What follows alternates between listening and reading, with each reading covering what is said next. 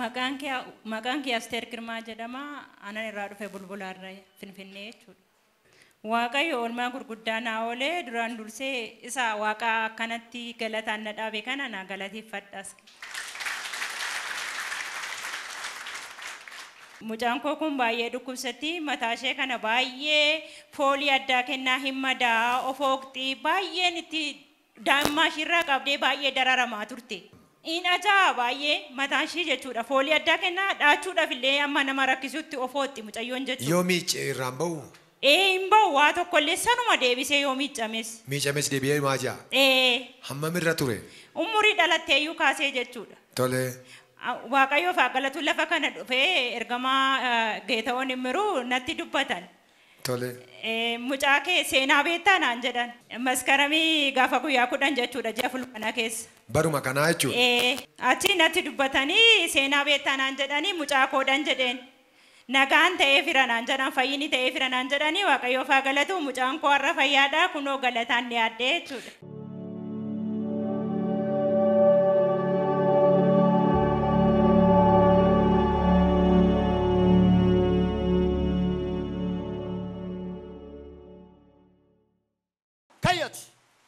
Asteer nagaan sii ta'eera. Amiin. Ameen. Amiin. Nagaan sii ta'eera. Amiin. Maatii kee keessa nama dhukkubsatutu jira. Eeyyee. Nama hospitaala ciisuun arga. Eeyyee. Eenyudha? Abbaa manaa kooti. Mootii beektaa? Eeyyee abbaa manaa kooti. Eeyyee abbaa manaa kooti. Waaqayyo du'a oolcheera. Amiin. Halleluuyaa. Na ilaali kottu. Rekeseke peredikoosa. Nama tokkoof waa ta'eera. Mootiin dhukkuba. Hospitaala jira. Waaqayyo baankoo sababa keetiif isa fayyisa. Amiin. Kottas dhaabadhu. Eenyu namni amanu na duukaa. Seenaa beektaa achumaan. Nan beeka. Eewu seenaa. Mucaa koodha. Mucaan kee bilisaa. Qabarka kiyya. Powerful. Liga qaatinaa hid. Aw.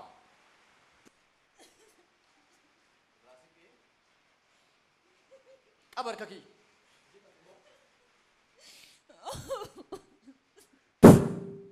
In mighty Jesus name. Bilisa. Achi bilisa. Iya ani bilisa jedhaka. Ani hiikamera jedhaka. Kai nagaan sii ta'eera. Abaarsaaf humna baarsaa Waaqayyo cabseera. Dhuga baatii kee fidi. Galateeffadhaa fi Waaqayyooni. Dhugabaatiin koo inni lammaffaa immoo abbaa manaa koo kana dhukkuba ture. Abbaa manaa koo kun waggaa 3 baay'ee dhukkubsataa dhibeetii fi dhukkubsata jechuudha. Tole. Mana yaalaa odhanne irratti mul'atu baay'ee dararamaa ture waggaa dheeraadhaaf jechuudha. Tole. Waaqayyoof galatuun lafa kana dhufee ergamaa Geetawoon Immiruu natti dubbatanii nama kee keessaa nama dhukkubee hospitaala ciisuun argaa naan jedhan. Nagaan sii ta'eera. Amiin. Maatii kee keessa nama dhukkubsatutu jira. Eeyyee. Nama hospitaala ciisuun arga. Eeyyee. Eenyudha? Abbaa manaa kooti. Mootii beektaa? Eeyyee abbaa manaa kooti. Eeyyee abbaa manaa kooti. Waaqayyo du'a oolcheera. Amiin. Halleluuyaa. Na ilaali kottu. Rekeseke peredikoosa. Nama tokkoof waa ta'eera. Mootiin dhukkuba. Hospitaala jira. Waaqayyo baankoo sababa keetiif isa fayyisa. Amiin. Akkasuma abbaan manaa koo kun immoo dhukkubsatee hospitaala ciisaa baay'ee hafuurri isaa gadi hin deebi'u ol malee bakka nama hin du'a jedhamee eegame har'a boru du'a jennee eegaa turre jechuudha. Garuu Waaqayyoof galatu har'a kunuu galataan na dhaabee ijoollee koo abbaa malee guddachuu ishee ulfinaan galataan mana isaa fuuldura na dhaabee kana isa akkanattiin dubbadheen nu mujjajameen nu kansaa dhugaa.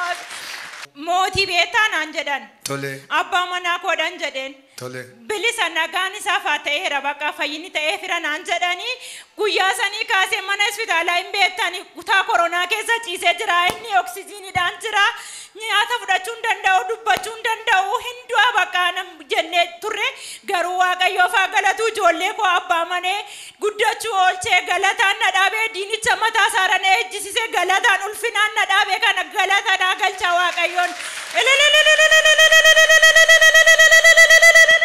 Abbaan manaa koo gooftaan fudhanne gooftaan beeku baay'ee amantii kanatti baay'ee taqaawama ture inni baay'ee bakka amma anaan bakka manni koo diigamuudha amma ga'utti ture in jaalatu beentee yoo jedhan inni baay'ee naan karaa ani garuu gooftaan qabaanni gooftaan qabu bakka baay'ee jireenyi koo dararamaa ture waaqayyoof haa galatu akkanattiin ulfinaan fuula sabaaf hundura na dhaabee waaqayyoon na galateeffadha itti dabalaa ta'uni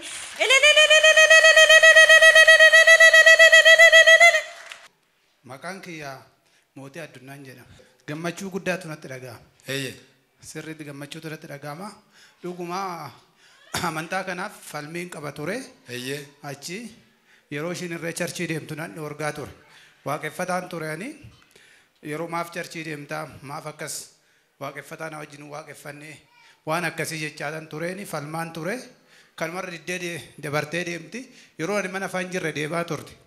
Kanaan booda dhukkuba wayinna dhukkubaa ture. Waggaa lamaaf dhukkubsachaa na keessatti argamu mana yaalan deem qarshii amma kanaa jedhamuun fixe. Qarshii hedduu fixe baay'ee raajiinan kaa tiraasaawundiinan kaa bakki hin deemne hin jiru. Gaaf kaanitti ji'a agayyaa bara 2013 keessa tim jedhee guyyaa lamaaf dhukkubee mana ciisee isaan booda xeenaa xaabaa nageessanii xeenaa xaabaa gaaf nageessan riiferii zabdituutti na barreessan. Zabdituutti na barreessinaan zabdituu dhannaan oksijiinii namtolchee ji'a 5 oksijiinii namtolcheedhaan jiraachaa ture. Ji'a meeqa? Ji'a 5 zabdituu keessa erga zabdituu dhabee reefun torbee labaa guutu. Kanaan booda ispeeshaalistii doktoroota jedhan maal jedhan dhaqanii maal gootaa kanaan booda gara mana kiyyaattan galuu barbaada. Waan ta'eef duutiin oolu nan galeennaan akkamitti galtaa yookiin oksijiinii manatti irree qopheeffadhu malee manatti si galchinu dhanii na dhoorgaa turan. Gaafa na dhoorgaa turan obboleessi kiyya ni jira. Maalan godha furmaanni isaa akkas jedhani ani immoo galuun barbaada gonkumaa kun mana jireenyaati miti ji'a 5 jechuun salphaa miti as keessa jiraachuun akkuma nama jiru kanattan jira achis qaamni kiyya hin irranne namni achitti nama biraa gaafachuu dhufende si dhukkubaati nama yaalchisaa hirta malee naan jedhu afurri kee kun danda'een dubbadhu na ciccitaa maal jedhaa deeqaa 5 hin deemu ture sirumayyuu deemee mana fincaanii seeyuudhaaf natu akka tasseenuuf akka tan bo'anaaf waaqa kana biqiltuu beeka sirumayyuu. Isaan booda gaaf kana ta'u oksijiinii manatti qopheeffadheennaan oksijiinii irree manatti qopheeffanne dhanii naamanuu dadhabanii hanga dhufanii ampulaansiidhaan manatti na fideetoo na galchan mana jireenya kiyyaatti. Baay'ee waaqayyo baay'ee naaf galateeffadhaa kanarraa kan na fayyise. Waaqayyoon galateeffadhaaf mee waaqayyoon galateeffadhaaf. Amma gaa waaqayyo maqaa kee waamee amma sitti toleeraa gooftaa fudhachuun. Natti toleeraa fudhadhee jira baay'ee kaleessarree iddoo kanan oolee. Ani konkolaataa keessarree taa'ee namni tokko na cinaa taa'ee na cufu kaleessa taaksiraan asii gara mana kiyyaa deemee har'arree on dhufu baasiidhaan baasii namni akka itti baay'atee rarraa dhufu nan dhufe qilleessa kan jedhan waan tokkorree nan barbaachifne maalirree nan jenne akka barbaadettan deemee dhufaa jira. Kanaaf waaqayyo naa galateeffadhaa warroonni akka kiyyaa dhukkubsattanii maal ta'aa jirtan kun waaqayyo bilisa nama baasa waan ta'eef gara waaqayyo fuula waaqayyootti koottaa hin jedhaan.